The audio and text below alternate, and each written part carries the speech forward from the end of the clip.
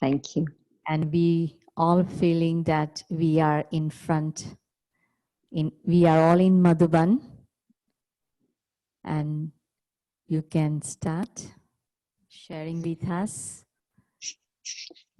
It's beautiful to connect with you all on the day of the Satguru, the day of Thursday. And yes, Baba's systems are very beautiful because you know that everywhere in the world it'll be the same practice that's happening. And so I started here in Madhuban and Shantivan early in the morning. We had Murli, and I think maybe you've had the Murli or you're going to have the Murli.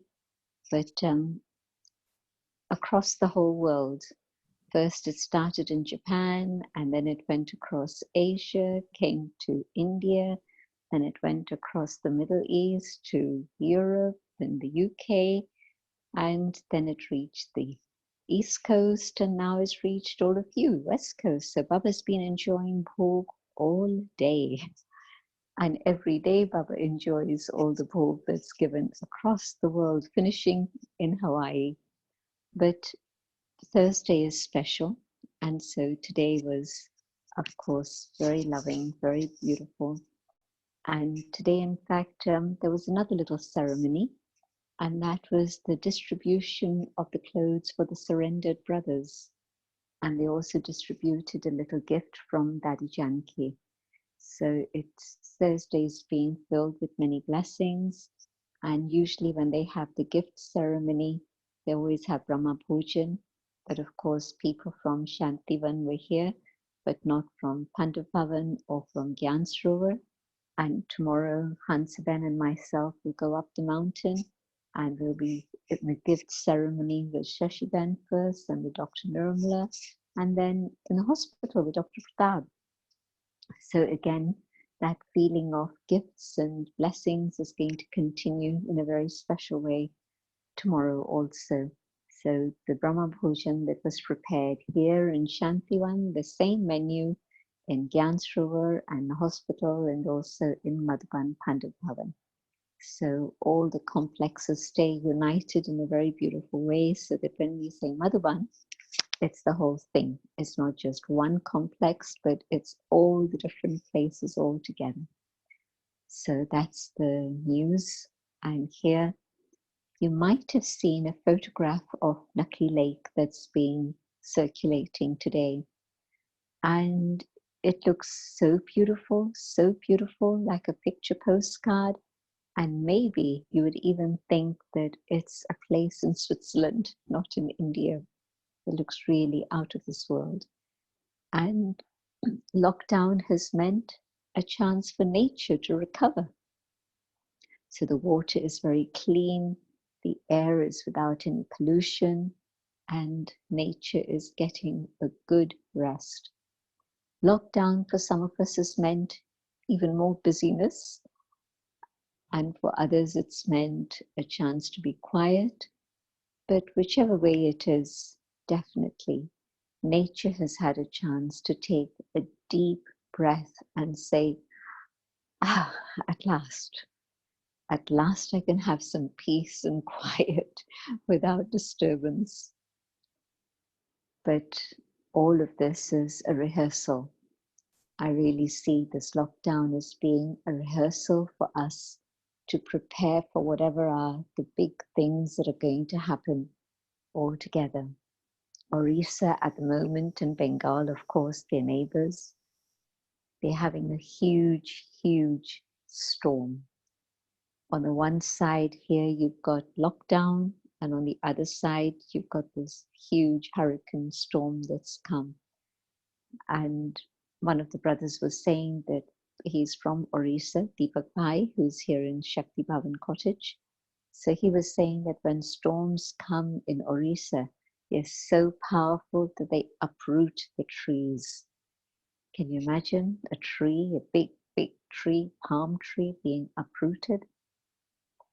Well, that's the ferocity of the storm.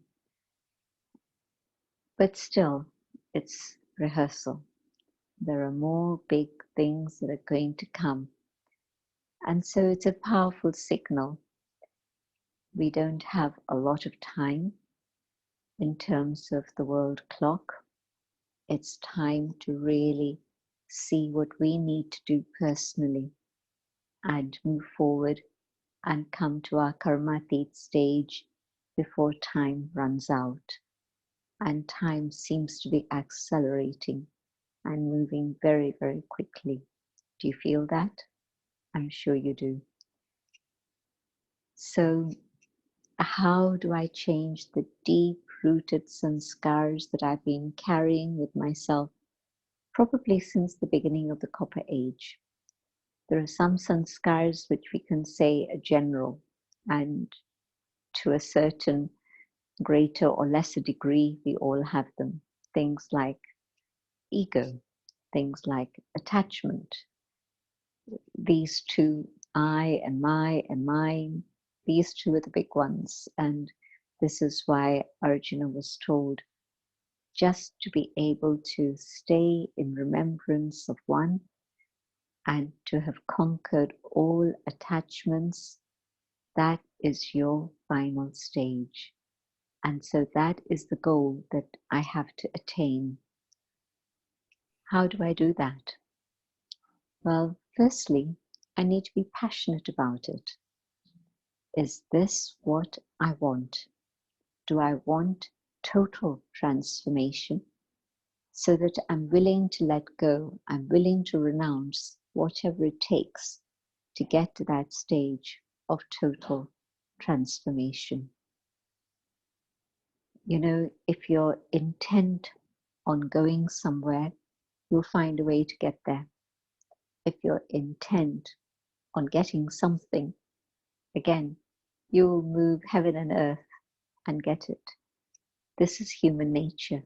If I'm passionate about something, nothing will deter me, nothing will stop me, and I'll make sure that I achieve it, I attain it. So, am I passionate about becoming karmatit?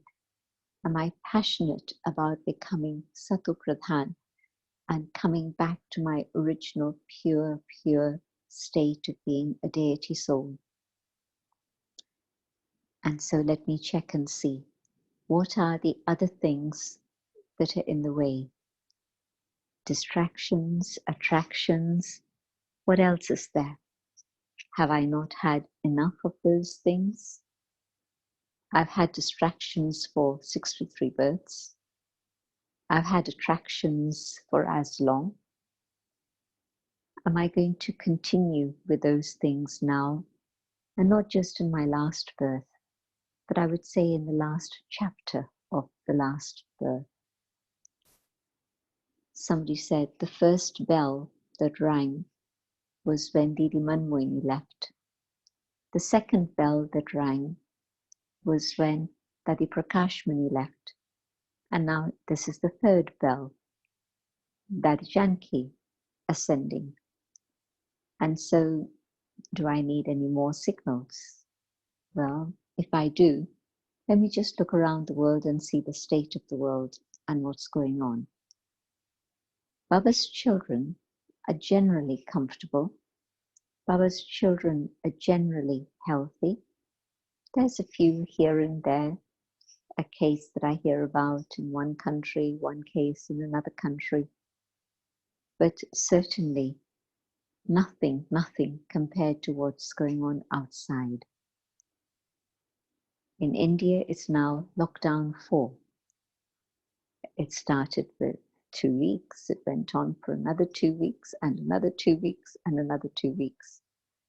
And I think it's because the government itself doesn't know. They can't predict what will have happened in the next 2 weeks. And so now it's locked down till the 31st of May.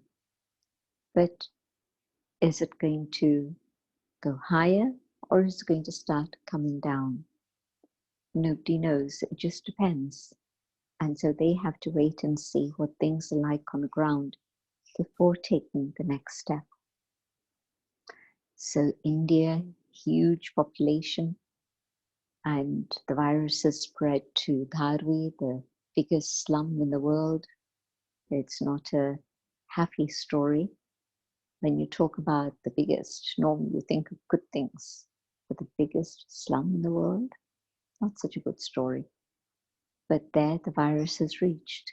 And how do you have social distancing when it's a shanty town? So those are the problems facing one government, but similar problems facing many other governments too. What do you do? And so in the face of all of that, do I still keep my vision truly focused on my destination? Or am I worried and fearful, concerned, hustling and bustling, trying to go from here to there? And when I'm there, I want to come back here. That also happens so often. And so if I've dealt with the distractions and the attractions, that makes yoga much, much easier. So firstly, is this what I truly want? Or are there other things that come into my mind, X, Y, Z, maybe this, maybe that, maybe the other? Even if it's connected with service, I really, really would like to fill the whole stadium with Baba's children or people from all around who want to experience God. Can we fill a stadium with that? It's a pure thought, a pure desire. And yet Baba's saying, you don't have to think about it. You just have to be what I'm asking you to be, and things will begin to happen. Things will materialize. And so don't have any desires of this world at all, not even pure desires in terms of service. One determined thought of self-transformation. That's it.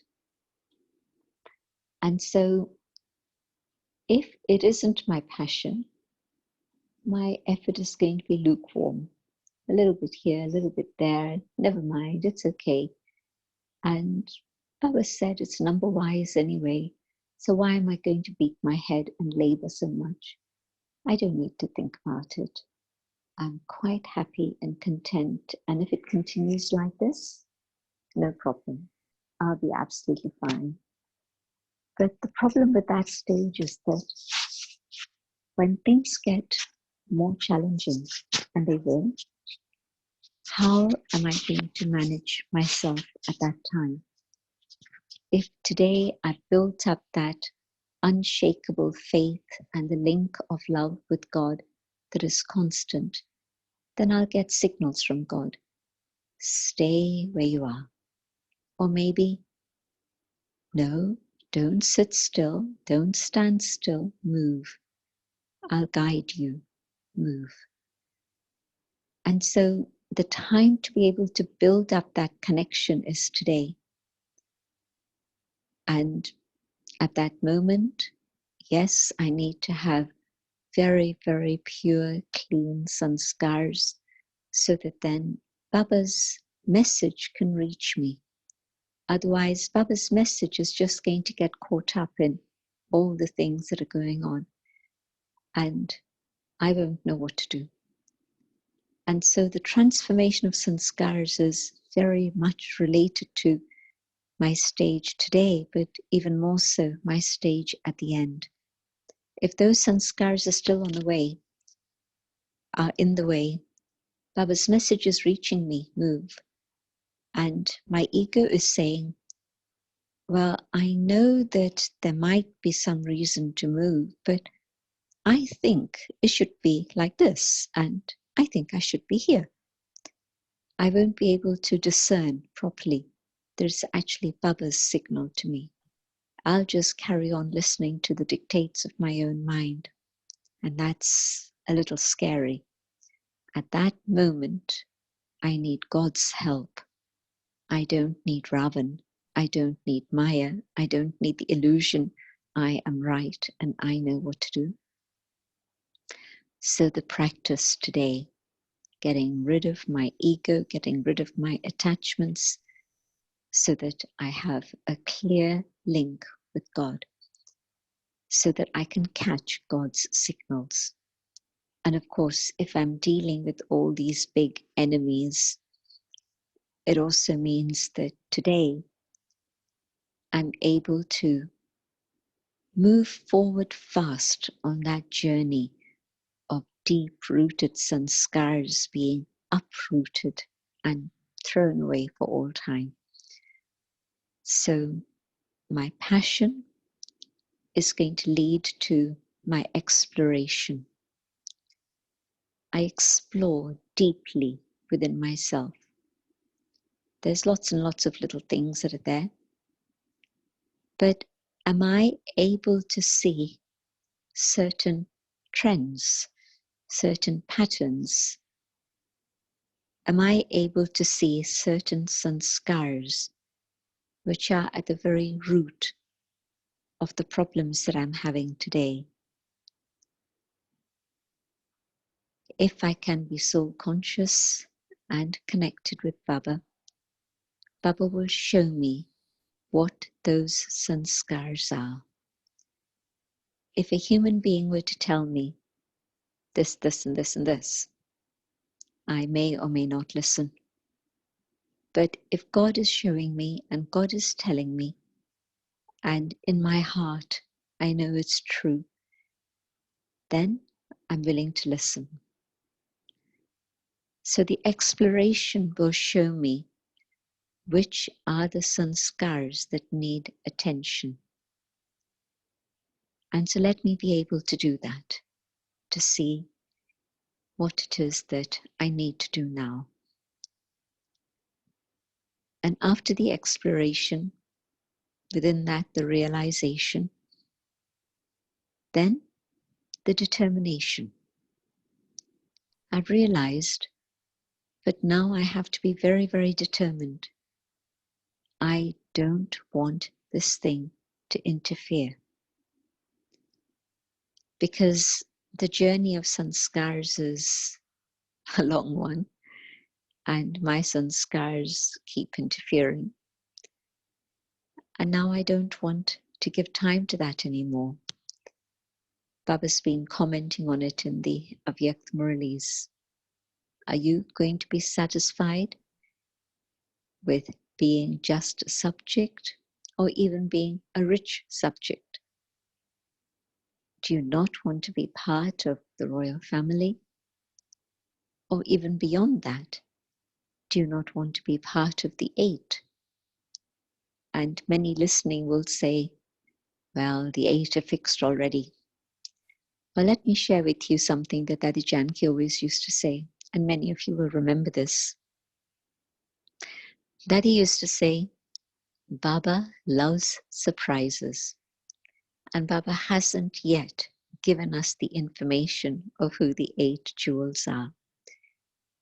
We can imagine, we can entertain ourselves thinking about it, but Baba's not saying yes or no to our list. Baba's up there watching us, smiling. And so Baba's not going to give away any secrets. He kept all the secrets of the cycle for around 4,900 years. He didn't tell anyone. And then it was only in the last phase of the 100 years or so that he started to come down on earth and share his secrets. And so he knows about keeping secrets. And so he's keeping it a secret because we're not yet stable anyway. Today, number 3, and tomorrow, nowhere to be seen. That happened in the early days of the Yajna. And so this is why Baba would say, it's not possible to create a rosary of Brahmins. So my point, don't be content with just a little and say, well, even if I get to the Raju Pradhan stage, or maybe more ambition, even if I get to the Sato stage, that's more than enough. It's very good. And Baba's saying, hey, child, I'm reminding you that you were Sato Pradhan. And so don't just get stuck down there. Aim for Sato Pradhan and do your best. And then you will feel content that whatever I needed to do, I tried and I did it. It should never be that I say, well, I knew what to do. I had the opportunity. I had the inspiration and encouragement from others, but I didn't do it for whatever reason. And so important that I actually say to Baba, yes, Baba, you're offering me the highest inheritance. I'm ready to take it. So that determination now, I've understood what I need to do, and now I have to implement this. Mama used to say, don't ever repeat a mistake. You've made a mistake once, okay, learn from it, and then move ahead. Don't get stuck with the guilt of it. No, change, transform, realize, and Baba will help you.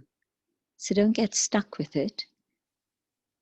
Don't stay there, but move forward. But if a child makes a mistake and says, oh, Mum, I'm really sorry, Mum will say, okay, you've learned your lesson, haven't you? Now I hope you'll move on. But the child repeats the mistake and says, oh, Mum, I'm really sorry. The mother begins to wonder whether the child really is sorry. Third time, same mistake, and the mother will say, you know what? I don't think you have really understood what it means to be sorry. So Baba is unlimited. Baba forgives. But yet, can I forgive myself if I keep doing this? But quite apart from the subject of forgiveness, how much time and energy have I wasted in my fluctuation? And so determination. And in a very practical way, I would suggest that it's very important to say to myself, okay, I will not repeat this mistake in actions. Let me put a full stop at least there. A big step, one step, but it's a very big step. No more mistakes in my actions. And then I can go on further and say, no more mistakes in my words. I will not allow this sanskar to come up in my actions or in my words. And it's still coming up in my mind. Sakar days, Baba used to say, okay, so long as it doesn't come through into action, it's not a sin. But time moved on. Baba became avyakt. And we see the state of the world and how that's going. And so avyakt Murlis, Baba's never said, never mind if it comes in your thoughts. Rather, Baba has said, even if you have waste thoughts or ordinary thoughts, that's not good enough. Because ordinary thoughts will pull you down. Waste thoughts make you weak. You lose all your energy. What are you going to do then? So Baba's message now for us is our thoughts have to be pure and clean and elevated. So in terms of my actions, I'm dealing with that just through sheer will, determination. I take power from Baba very consciously so that it's coming up in my mind and I say, stop. I don't let the train leave the station. Once waste thoughts or negative thoughts start, the train goes very quickly. At first, it's one or two thoughts, and then very quick. And then it's probably going to come through into action. it's gone. But I should be able to know myself so deeply that I know what are the signals. I'll give you an example. Here's a person coming towards me, and I know that Baba wants us to have love and respect for everyone, but this person is a little special, and I'd love just to sit and have a chat with her. Others around, it's okay, but I really want to have a chat with this one. Now, those are the telltale signs that it's not a detached and loving relationship. It's a relationship that's pulling my intellect. As simple as that. Nothing wrong, nothing bad, nothing. But I should be able to know myself and see, why are my thoughts going to one individual? The other way, I'm in Baba's remembrance, I receive my bhog, and I don't look around the room and say, I wonder who's sitting where. But no, Baba will take me to a place and I'll sit there. Whether it's a place nowadays locked down and only one person or two people max at a table. But when we get back to usual, I don't know when that'll be or what usual or normal will look like at that time, but whatever it is. But do I seek another individual to go spend time with them? And it's innocent, but it's a pull for my intellect. And it's a signal that's telling me that I need to be detached and loving to all, not one or two or three. So you can see how it's possible to change direction if I recognize the signal.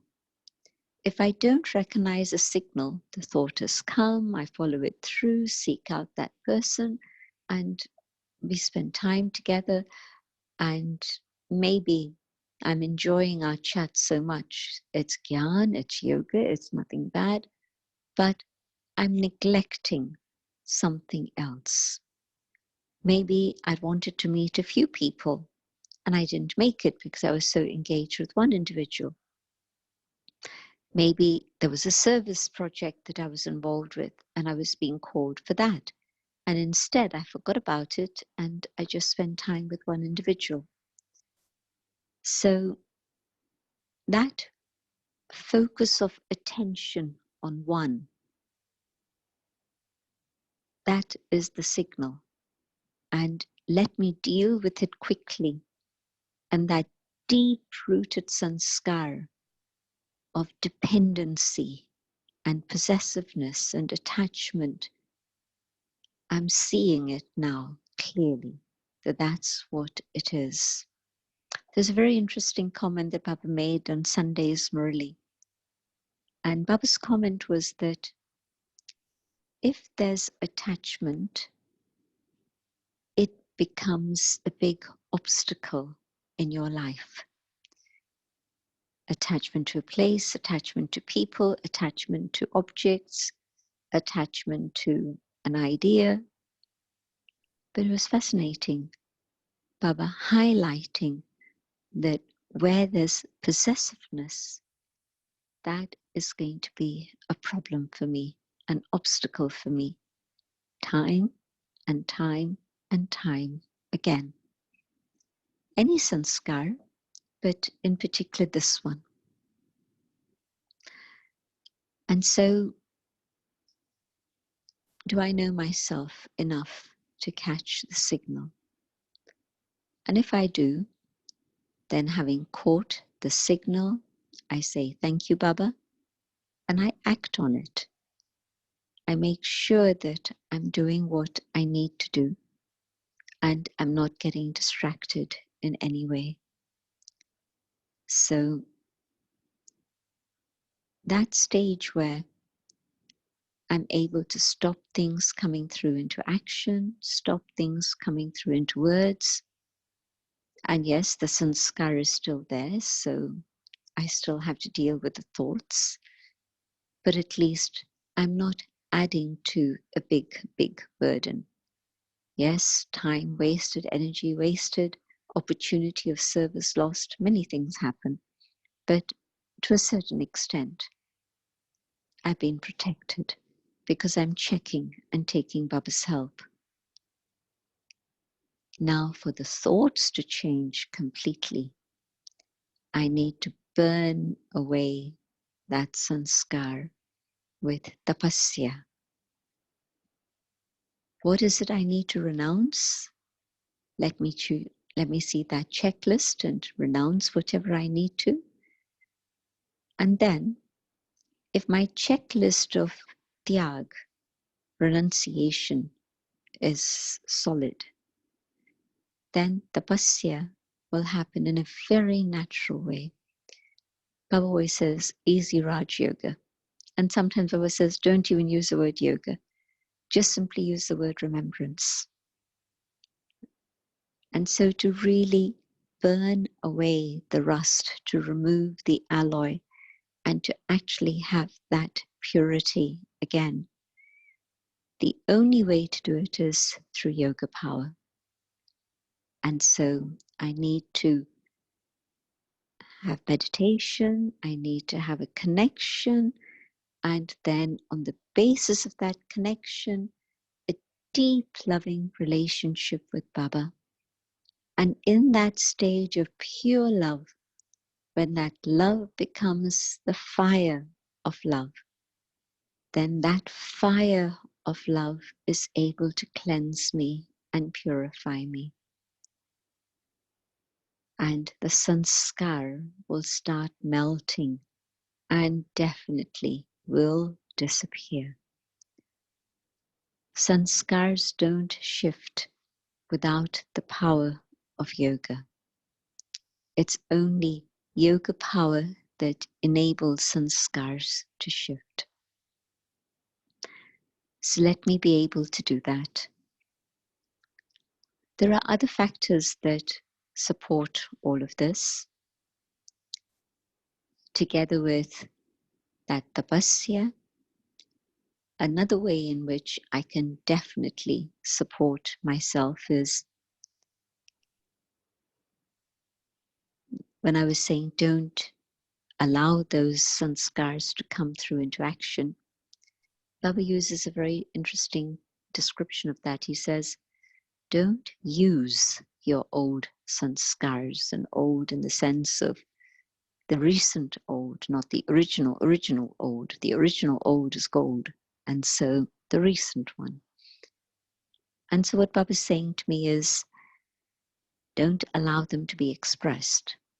If you allow them to be expressed, you use your old sanskars, the stamp of that becomes stronger and deeper, and you need even more powerful tapasya to change it. It's already there, but I'm adding layer and layer and layer onto it. So don't use your old sanskars, but learn to deal with them, not suppress them, not repress them, but certainly be able to burn them away with the fire of yoga. And the other thing, I remember once Daddy telling somebody, and they had made a mistake, it was a serious one, and Daddy said to them, okay, for every pure karma that you do in Sangam Yuga, God gives you 100-fold fruit. But the other way is also true. One bad karma, and there's a heavy price. And so what you do now is, yes, have yoga, but do as much good karma as you can. Just increase the amount of energy you're giving to good karma.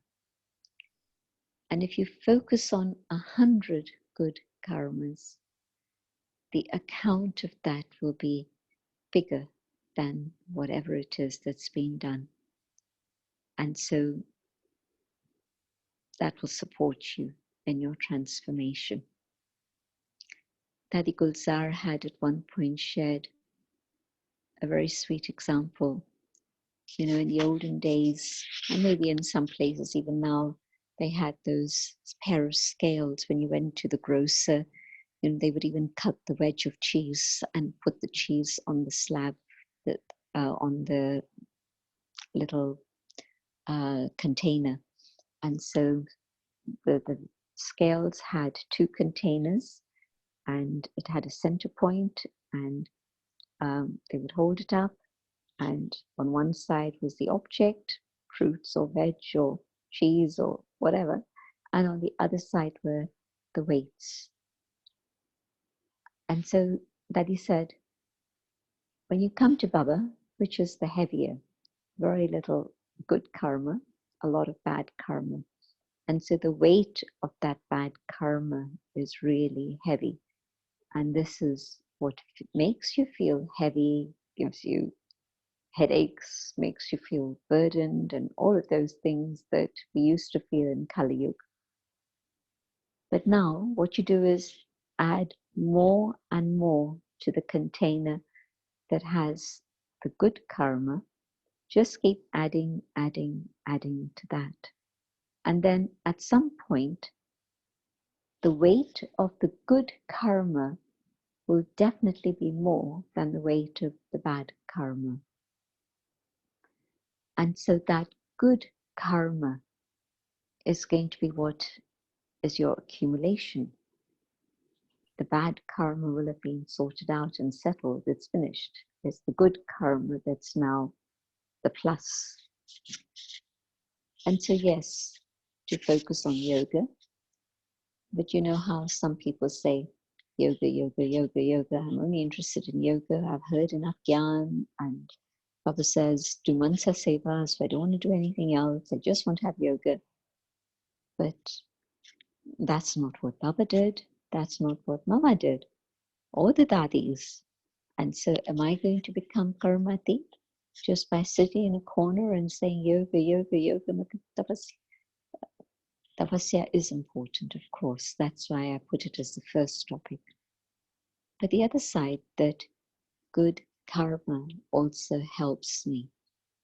And it's not just counterbalancing the negative karma. The good karma is creating the pure sanskars that I need to carry with myself into the golden age. If I don't create those pure sanskars today, what am I going to carry? Yoga, yoga, yoga, and I'll have sorted out my bad karma. But at what point of time will I have recorded the sanskars of Satopradhan karma? I need to do that also now.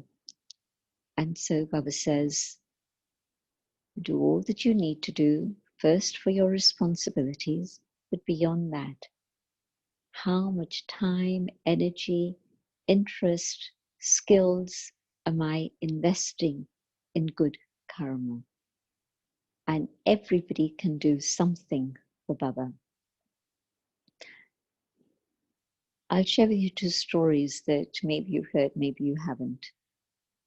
When Dadi Janki first surrendered, Baba asked her to not stay in Kunj Bhavan with the sisters. Baba asked her to stay at a Lokik home. And Baba had been the one who gave instructions to her Lokik father. No, continue with your business, but also continue to have a home. And you see, Baba knew that a situation like Dadi, and she's left her home, she's come to Baba, and of course, people are going to come chasing after her and get very angry.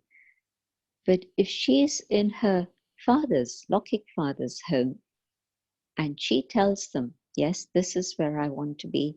They have absolutely no right over her at all. If she's in the ashram, then they can create havoc. But if she's in her Lokik father's home, no problem. So she used to be in that home just in that initial period for some months. But she was interested to do service. You know what she did? Every morning she would come to class, and then after class, they would give her a little amount of dough. And this was a special dough. This was the dough from which you make papadums. I'm sure either you ate them in a restaurant before you came to Baba, or you ate them in Madhuban or at the center. And certainly there are some amongst you who even know how to make them. And what you do is you take a tiny little piece of the dough, and it's a little pellet, just tiny, but you roll it, and you have to roll it so thin that it becomes the papad. And of course, then it's dried. So there's another bit to the process, but you need to have quite strong muscles because the dough is quite firm. It's not wishy-washy, it's firm. And so to roll it and to roll it out thin and to make it equal, not lumpy, not thick in some places and thin in some places, but equal. Now you can imagine it takes a bit of skill, a bit of practice, and good amount of muscle power. And so every day she would take home some dough, she would do the rolling, she would dry the papad, and she would bring them the next morning. And as she was rolling the papad, she was thinking of Baba and thinking of her fortune of God finding her and her finding God. That was her first service. And so I can never say there's no service. There's always something I can do, physical. I'm not just talking about sitting in a corner meditating. She could have done that. She loved silence from the beginning, but she wanted to do some actual karma, action. Then the time came when she did come to stay in the ashram. And again, she was thinking about everybody had the general duties, cooking and cleaning, rota, and all of this. But she was seeing that now, 18 months on, and some of the clothes that the people were wearing needed a tiny bit of mending. Maybe it was a little bit of fray. Maybe it was a button that was a bit loose. Maybe something. And most times when people have sewing skills, they love to be creative and make new garments. That's what it's about, something very good, very, very right. But to sit and mend, that doesn't take any skill. That's, just stitching a button. Yes, you need to practice it a bit, but it's not a very skillful thing to learn. But Daddy knew that this was a task that nobody liked to do. So she kept a basket and she wrote on it that whoever wishes to leave things to be mended, she would do it. And so that was her choice, to do something that nobody else wanted to do. But that was a need. And so that's what she did. And then, of course, other things developed. She became the nurse, and that was fantastic because it gave her access to Baba's deep, deep understanding of karma, because health, illness, it's definitely karmic related. We know that. So here's this person who's not well. Now, she had to report to Baba about every individual who was not well. Morning, evening, morning, evening. Baba would give instructions and she would give feedback. And Baba would tell her, this person actually is suffering from attachment. And that's why they've got this particular illness. Or this person is suffering from jealousy. Now, this is the way you help them. So she had personal tuition in terms of karma philosophy to be able to understand more and more deeply what was going on with mind and body and people and relations. She had said to Baba, not verbally but in her mind, Baba, I want to do service that's going to bring me closer to you. And she didn't voice it. She just went on with the things that I've mentioned already. But Baba then gave her the service that was right, absolutely what was her heart's desire. Why I share all of this is because physical service, karma, is absolutely vital. Vocal service, yes. Mansa seva, yes. But the good karma that I do, now maybe in lockdown, you have a few vulnerable people who can't manage to cook for themselves or don't have anyone else to cook for them. Maybe you've been able to identify a few people and you know that if you were to cook just a little extra for 1 or 2 or 5 more people, that would help a few people. So are you willing to do that? You've heard about going shopping for people if they can't. You've heard about various things that people can do at this moment. Very practical things. So whatever it is I can do in terms of good karma, let me be able to accumulate the power of good karma. And that good karma then stays with me and is the training ground. You see, what happens with yoga is that I'm filling myself with God's love. I'm filling myself with peace. But I'm not being tested as to how deep is that love, how powerful is that peace. When I come onto the field of service, that's when the rubber hits the road, and that's when I know, has my silence been effective? Have I really changed? Now I'm with the same people that I was before I went into silence. I'm doing the same things that I used to do.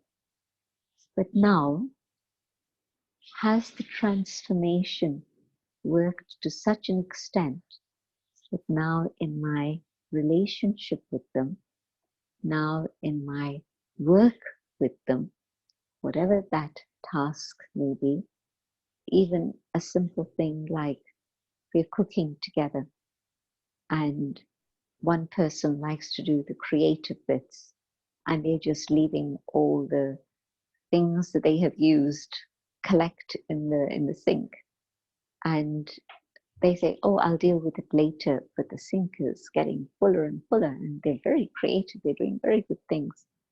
But do I have the humility to say, yeah, I'll be the helper and I'll just wash the utensils, wash everything, so that then it's not a big mountain of a pile at the end? To what extent am I able to work with someone? Do I have that flexibility? Have I developed that sanskar of adjustment, of humility, of saying, okay, this is fine, let me do what's needed? So you can see how my yoga burnt the sanskar, but I still won't know to what extent I've developed the divine virtues within myself, and I won't know to what extent I've taken from God the spiritual powers that God is willing to give to me, and I'm now using those spiritual powers in my life. But being on the field of service, definitely, relationships tell me the story of my change, and also the good karma. So relationships will tell me to what extent I can continue to do good karma. And the good karma itself will have given me more skills than I have already. And so it's going to be an interesting way in which to see the transformation of my own sanskars. And it's not that I'll finally know at the end to what extent I've changed. It's now, it's today. Do the yoga, see the transformation. The visible fruit of my yoga is the transformation of my sanskars. And the involvement in good karma, in good action, is the proof that yes, I have changed. So to focus on good karma is also a way to build up my accumulation. Keep good company. That's going to also be a safety factor. And good company is, of course, not just sitting at the center all day, but good company is, what am I exposing myself to? There's one individual who had a very deep-rooted sanskar that was causing problems. And what he identified was that if he was alone, that sanskar would emerge, it would manifest, and it would again create problems. But if he was in good company, then the power and the influence of good company was protecting him so that it didn't allow that sanskara to emerge. So again, can I identify what's going on in myself? For some people, they say, when there's too many people around, that's when my sanskars start dancing up and down. And some would say, when I'm in isolation, alone, then my sanskars jump up and down. And so let me identify what is it that is good company. And one is the physical company, and whether it's alone or with others. But the other is the company that's influencing me is this, the device. Because this technology is amazing. You're literally the other side of the planet. Here it's night. It's already dark night here. And where you are, the day is just beginning. And so time, distance, no problem. We can still connect physically, not just mentally. But technology also has the dark side. And so my choice, how am I using technology? And if I'm not careful, if I do let it go across to the other side where it's not so healthy for my mind, then there's going to be a huge influence on my mind. So I have to be very careful about what I'm consuming here. People today are very careful about what they eat. They know what's good for the body. They know what's not good for the body. And they'll be very careful. But now we're talking about the mind. So what are the influences that are good for my mind? Now, it's the same tablet, but what are the buttons that I'm pressing? And so let me be very careful with that. But even if it's not a device, and I don't know many people who read books, good books, bad books, whatever it is, but maybe some of you do. So is it good material that I'm feeding my mind? But more than that, I feel that it's the way I perceive things, the way I allow my mind to function. And so if my tendency has been, my perception has generally been to put a negative slant on things, now I have to change that company, that perspective which I am carrying inside myself that tends to put a filter which is a dark filter. Now, can I change my perspective and put a different color filter, the filter of spirituality, which means that it's not just a golden filter that was dark, it colored everything dark, and now a golden filter, and I'm putting just golden light on everything. I'm not sure that's the answer, because it could be that I'm led into deception. I say, everyone is good, everything is perfect, it's all going to be fine. And I find myself sliding downwards because not everything is good in Kali Yuga. I'm still very much in Kali Yuga. My head is in the clouds, it's in Paramdham, it's in the subtle region with Bapdada, the advanced party, with Dada Janki, all of that. But my feet are still in Kali Yuga, and somebody can pull one of my feet to make me fall flat on my face. So I need to be careful, and it means using the filter of spirituality. Spirituality is reality. Spirituality is truth.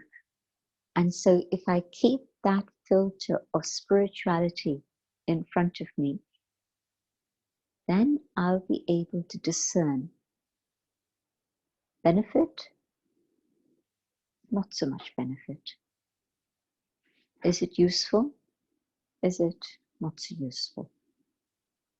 And so the things that are going on in my mind as a response to things going on outside, my perception has to be a spiritual perception. Otherwise, my old sanskars will continue to manifest. And I want them to change. I don't want to continue with these. So these are some thoughts and experiences and sharings about transformation of deep-rooted sanskars. And I think really it's the I and my, which are the deepest deep-rooted sanskars that started when the shift of consciousness happened from I, the dot, to I, this. It's interesting, isn't it, that you can have the long line of I with a dot up above, and it's I, identity. But am I the dot, or am I this? The long stick, the long body.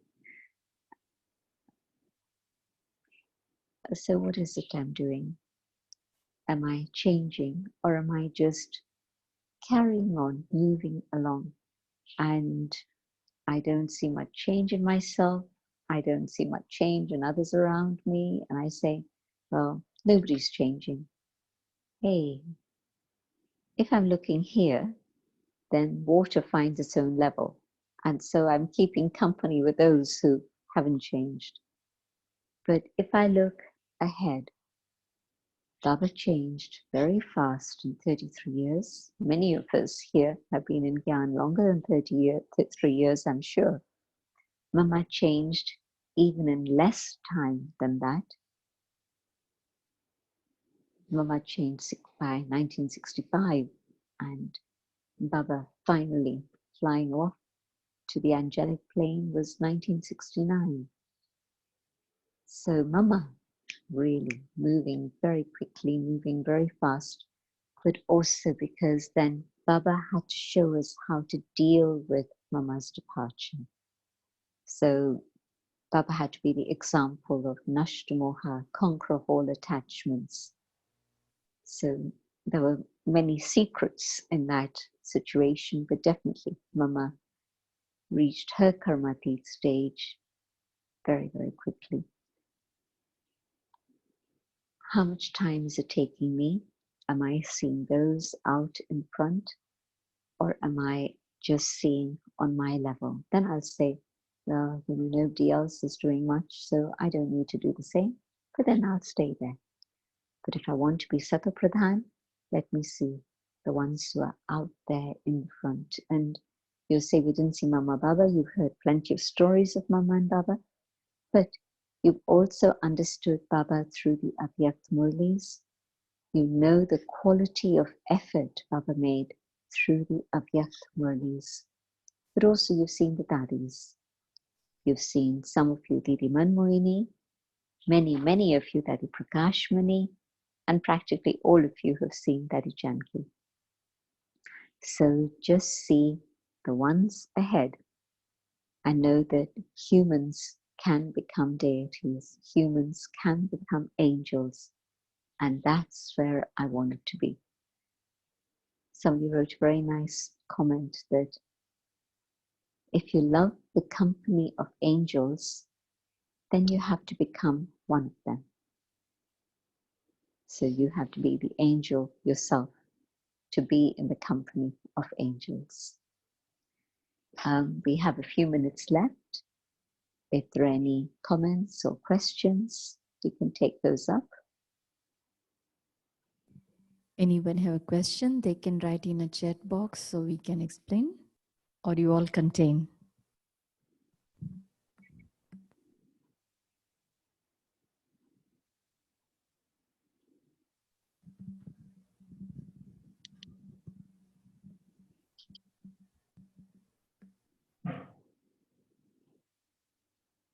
Very content. Jayantiben, there is one question. So it says, in the current situation, it seems to be a checkmate with no way out.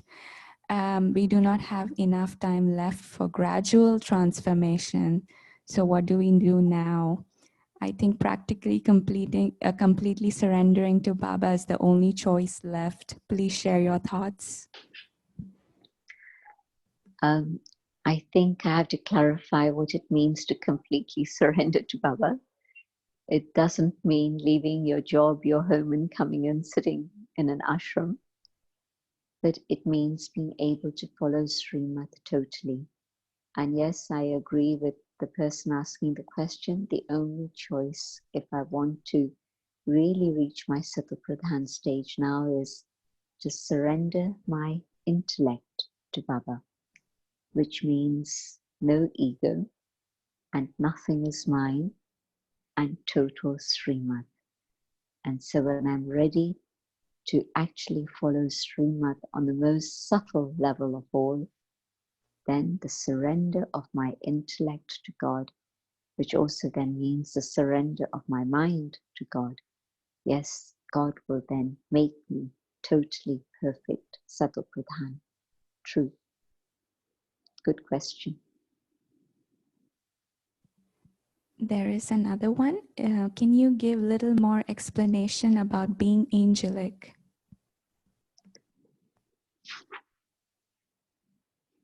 The angel is God's messenger. The angel is a being of light.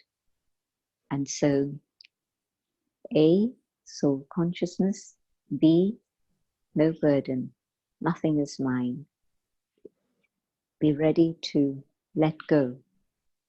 And in that state of inner lightness, I can adopt my costume of light. And there are two practices. One, go to Paramdham, then come down into the subtle region and meet Bap Dada, the angel Brahma, and I'm meeting Shiv Baba through the angel Brahma, and I can have a heart-to-heart exchange and be in my angelic costume and be with Baba, and Baba can take me wherever is the need, whatever is the need, and I can be with Baba and serve with Baba. But then I still have things to do here. So then I come down, but I come down in my angelic form.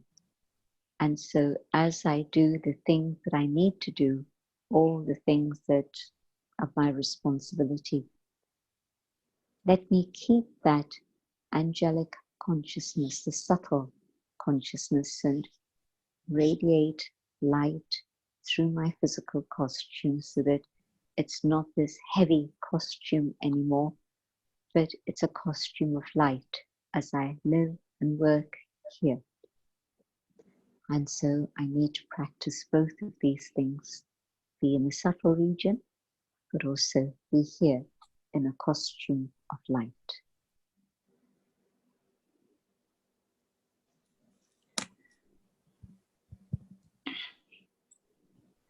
Sulapan, you can share your question. I think I cannot unmute from here. Oh, yeah, okay. Om Shanti, Didi. Om Shanti. Okay, I have a question about Brahma, Vishnu, and Shankar. Baba always mentions in the Murli that Brahma is a creator, which we know in Sangam Yuga, he creates, and then Vishnu sustains, which we know he does it in Satyug. But then he always says that there is no role of Shankar, So can you tell us what is the role of Shankar in Sukshmavatan? If you look at the faces of Brahma, Vishnu, Shankar in the original Trimurti pictures, you'll see it's the same face. Mm-hmm. And Brahma Baba, Vishnu, of course, the same. But also, Brahma Baba now in the subtle region, and the third eye completely open, the one who's beyond matter, the one who's conquered matter. So Shankar has been shown as the conqueror of matter, sitting on the lion's skin, beyond any pull of the physical senses. So it's Brahma Baba who's beyond everything now, but the third eye open.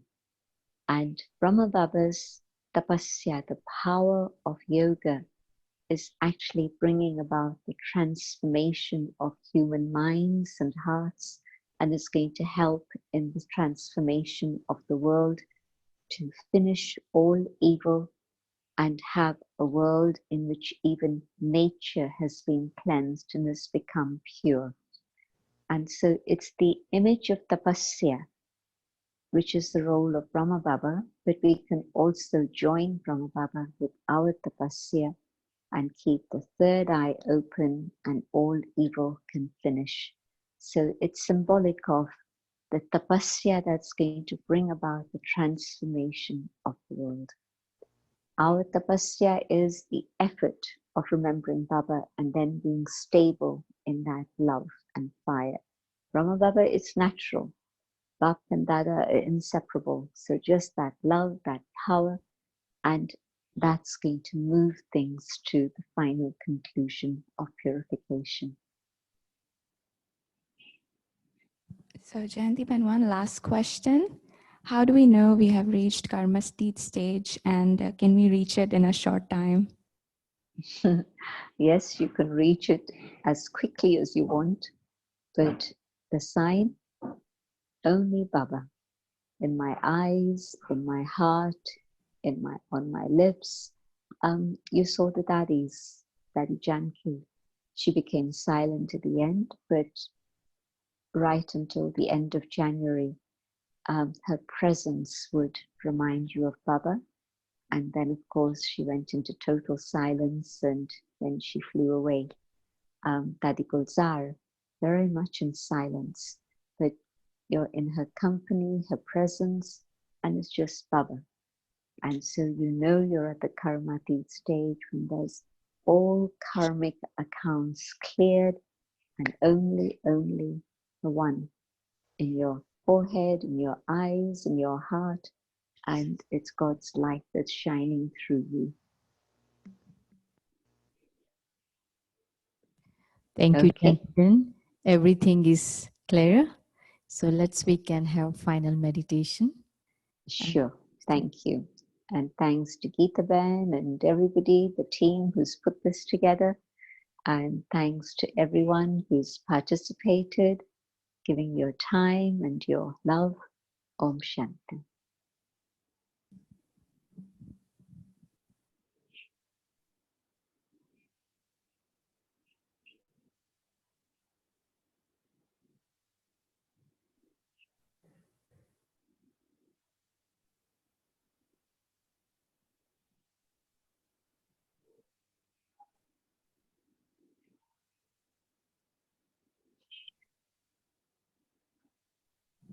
Om Shanti.